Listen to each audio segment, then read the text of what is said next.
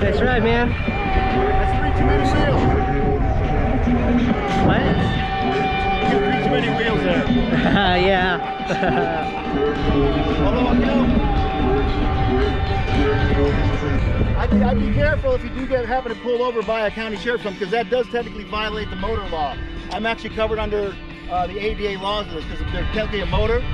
Because actually, this is a self-balancing, self-propelled, which Segway's got them classified. So they got that Segway's classified as mobility assist devices and all future improvements, basically. So that's a future motion. Okay, So all right. basically, this is a motorized wheelchair in the eyes of the law used by someone that has a condition that requires mobility assist device. Okay. All you have to do is declare it though. You don't have to have a placard. Yeah, I mean, As far as just the, technically the motors, the people that shake their heads and shit like that. If anyone other than a sheriff does it, don't worry about it too much. But yeah, because it's a legal gray area right now. I know like California has made some progress with it, but so far there's pretty much nothing. And like essentially we count as bikers. Skateboards do, but not motorized skateboards. Motorized skateboards is that gray area that they can't figure out. Right. This is the gray area that they figured out because this is actually under ADA laws. Oh, okay. So that's the thing. That's not covered under ADA laws.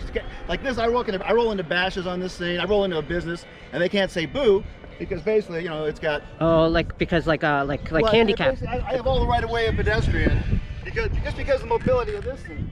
I mean.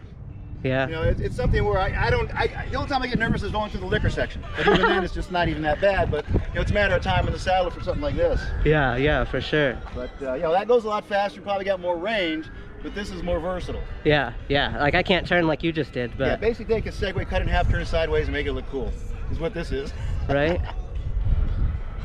But yeah, I've actually just rolled over 16,000 miles on a couple different of these. So I've actually, on this particular model, the One Wheel, this is the Plus model. This came out in 2017. Okay. So the XR came out in 2019 or 2018, and then the Pint came out last year. If you're following One Wheels at all, I don't know. I haven't been, no. But yeah, the technology is just boom, boom, it's getting better and better. And it's just, within 5 years, we're going to be able to go like almost double to quadruple the range. Right now, they want swappable for this, but there's so much technology in this that batteries are moving fast. The technology of batteries are moving pretty fast, which is good. Once they crack that, then they're actually getting swappable. I've got this modded out, so instead of this is the Plus, it normally gets 5 to 7 stock, but they figured out how to fool the charging port into actually running it. It's a parallel charge with 3 charges on top of the fender.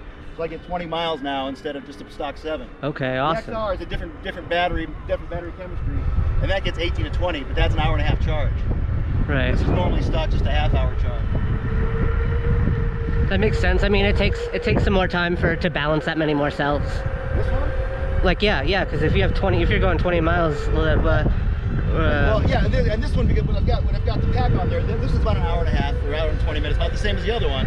If I take the battery off to get to 7 miles, it's a half hour for like a quick charge. Okay, yeah. That's a LiPo 4. And then the ones that got in the XRs are nickel, cadmium, magnesium.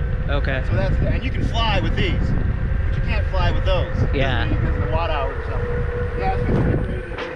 I got my first in August of 17.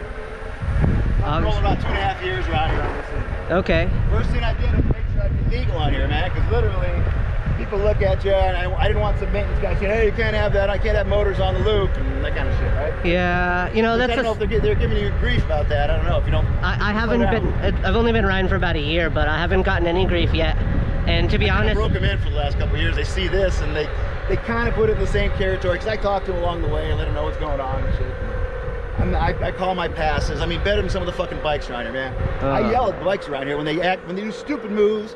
I fucking yell at them. Dude, I had a biker the other day. I was coming down the path and he like purposely like faked like he was gonna run into me. Like, who the fuck? Yeah, what do you? These guys, you like, don't know who you're gonna run into. He could be a fucking homeless guy. You just don't know. Yeah, that's the thing. Fuck, man. It like. And literally a couple of days ago, some chick was walking along here. She, she's had the shorts. I don't know if she was homeless or not, but she was like a runner. All of a sudden, she cuts across without looking. This is on Sunday.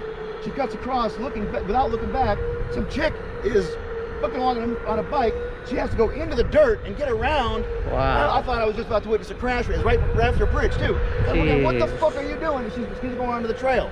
I'm like, Stupid what the people. fuck? You're not the only fucking person out here. Yeah, like fucking pay attention. Like I said, when someone's doing something stupid, like they're walking on this side this way. Yeah. You read English? Yeah. You have a problem with that? What's going on? I mean, like, yeah, there's just some things that are just common sense. Like, come on, people, where is it? When people yell at me about this, hey, well, what's your fucking authority? You don't even know what this fucking is, and you're telling me, yo, you can't have a motor. And I've gotten in a shouting match. That's why I was carrying this on my hip. I mean, right. It keeps it to a shouting match.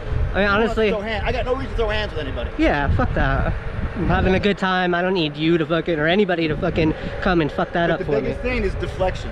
First thing is, like on the street, they do something stupid out there, like, oh, you can't have that here. First thing is, you can't have that thing here. Then they do something stupid. You can't have that. It's like they know that they fucked up, and they're deflecting it back on me. I mean, it's just psychology 101, right? Yeah. No. My name's Jeff, by the way. I'm D. D? Yeah, D. Well, Daryl, but I go by D. Deke? D. Just the letter D. My name. Cool. Okay, Daryl. Yeah. I have a bunch of Daryls, man. I go by Jefe. I'm actually One Wheel Jefe on IG. Oh, right on. I was a one-wheel guru, but I got hacked by a Russian account. A .ru wanted it and fucking hacked it. Oh, now there's a big picture of hacked in the oval that I just put in there. It's like, fuck you guys, man. Sick. But yeah, I mean, I've got over 16,000 miles on these things. I ride out here every day. I live Fort Lowell and Dodge, so I can get on the loop there. Okay. I live. I usually go like the Sun Circle and back, and that's 15 miles. Or here I go down to like Speedway and back, and that's 15 miles. So I'm like right in the fucking center. It's really, really nice. I do this loop a lot. I don't live too far away. I live like off Alverdon like Speedway, close to that area. Oh, cool. Okay. But Alverdon's a trip to try to ride on though. See, on that it's not so bad, but on like a regular skateboard. Yeah. Reed Park is awesome. I enjoy going around doing laps and shit around Reed Park. Compared to this, it's shit. No, this is far better. I live on. This is way better. Why go anywhere else? I mean, do you do much? I almost just got run over coming up Dodge. Do you go off road much? So again. Do you go off road much? Oh yeah, this is go gravel, the grass. I mean, you can adjust the PSI. It's a go-kart racing tire. Okay. I got it pumped up for range. I got it at about 30. But if you take it down to 17 on low tide on the beach, it's literally like an 8-inch staccato on a snowboard.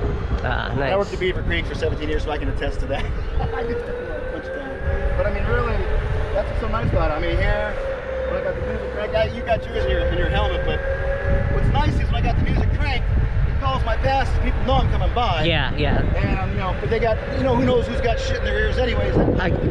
I don't like headphones while I'm riding because I want to be able to hear things around me.